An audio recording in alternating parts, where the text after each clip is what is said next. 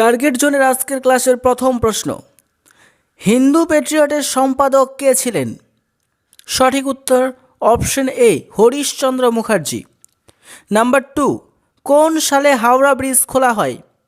এখানে সঠিক উত্তর অপশন সি 1943।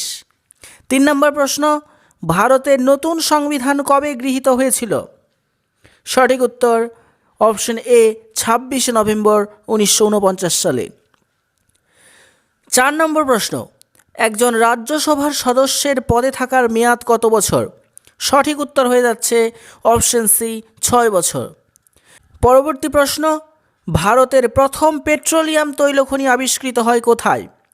এখানে সঠিক উত্তর অপশন বি ডিগবয়।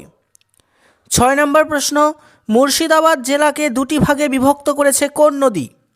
সঠিক উত্তর অপশন সি ভাগীরথী নদী। 7 নম্বর প্রশ্ন, বিশ্ব বাণিজ্য সংস্থার আরেক নাম কি? এখানে সঠিক উত্তর হয়ে যাচ্ছে অপশন এ GATT অর্থাৎ গ্যাট। নাম্বার 8, নাবার্ড প্রতিষ্ঠা হয় কত সালে? সঠিক উত্তর অপশন বি 1982 সালে। 9 নম্বর প্রশ্ন, LCD এর পুরো নাম কি?